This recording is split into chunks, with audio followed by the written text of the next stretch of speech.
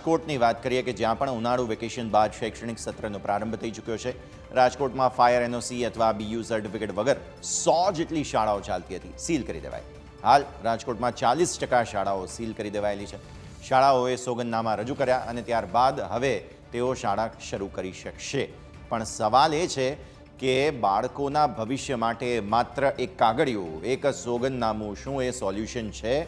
સોગંદનામા બાદ 15 દિવસમાં જ જો દુર્ઘટના ઘટી ગઈ તો જવાબદારી કોની? તંત્ર સામે ન્યૂઝ કેપિટલ સૌથી મોટો સવાલ ઉઠાવી રહ્યું છે। અરે કોઈક તો જવાબદારી લો।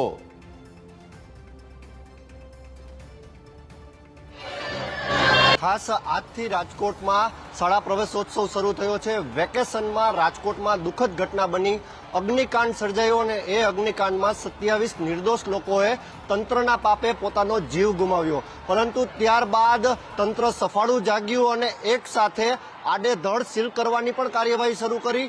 ક્યાંક સાચા લોકોને પણ સીલ કર્યા અને ક્યાંક ખોટા લોકોને તદ્દન સીલ કર્યા। તદ્દન સીલ એટલે કે તમામે તમામ પ્રકારના ડોક્યુમેન્ટ્સ ન હોય, એનઓસી ન હોય, તે તમામ જે સીલ કરવાની કાર્યવાહી છે તે કોર્પોરેશન તંત્ર દ્વારા કરવામાં આવી।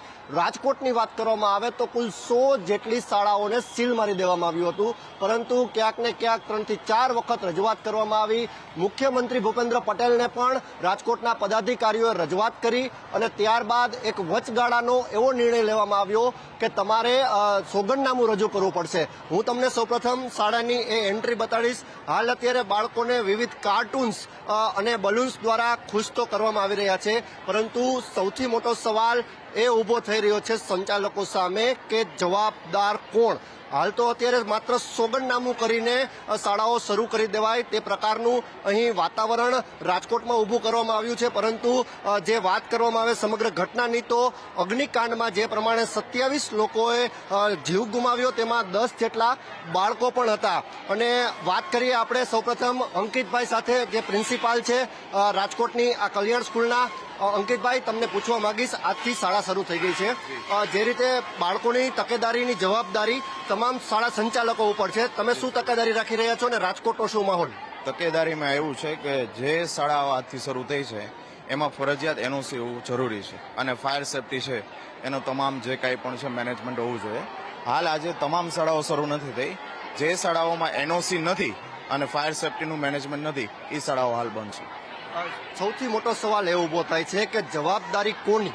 જવાબદારી સંપૂર્ણપણે સંચાલકોની હોય છે, શાળાની હોય છે, કારણ કે બાળકો છે એની સેફટી છે એની પ્રાયોરિટી પહેલી હોવી જોઈએ। એ રીતે શાળાની વાત કરવામાં આવે, અત્યારે ફાયર સેફટીના સાધનો અહીં રાખી દેવામાં આવ્યા છે, ખાસ કરીને તમામે તમામ બાળકોની એક પણ પ્રકારની હાનિ ન પહોંચે તે તમામ જવાબદારી શાળા સંચાલકોની હોય છે। તમે સ્કૂલના ઓનર છો, જે રાજકોટમાં માહોલ સર્જાયો, રાજકોટમાં અગ્નિકાંડ, બાળકો હોમાઈ ગયા, નિર્દોષ બાળકો, તમે પણ બાળકોના એક પિતા તરીકે સ્કૂલમાં સેવા કરો છો, આ બાળકોની જવાબદારી કોની? બાળકોની જવાબદારી ખરેખર સ્કૂલના સંચાલક તરીકે સ્કૂલના સંચાલકની છે, પણ અમે કલ્યાણ હાઈસ્કૂલમાં જ્યારથી રિકન્સ્ટ્રક્શન થયું છે ત્યારથી ફાયર સેફટીના પૂરતા સાધનો એટલું જ મર્યાદિત નહીં, પણ એ સાધનોને વારંવાર મોક ડ્રીલ કરાવીને, યુઝ કરીને, ઉપયોગ કરીને, રોજે રોજ મોટરો ચાલુ કરીને એને અગ્નિકાંડને ઠારવા માટે કોઈ પણ જગ્યાએ અગ્નિકાંડ લાગે તો છોકરાઓને પણ અને સ્ટાફને પણ અમે એની ખૂબ પ્રેક્ટિસ કરાવીએ છીએ।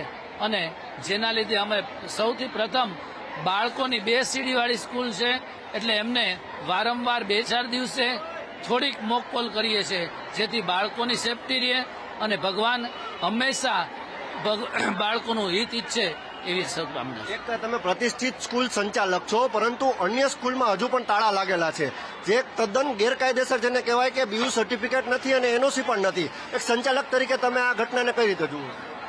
જો આમાં તો ખરેખર એક જ જગ્યાએ દુર્ઘટના બને તો એનો અર્થ એવો નથી કે ભાઈ બધાને ફાયર સેફટી લેવી જરૂરી છે, પણ બધાને તાળા એને સમય આપવો જોઈએ અને સમય આપવા માટે એ લોકોને સાધન પૂરતા અત્યારે મળી શકતા નથી।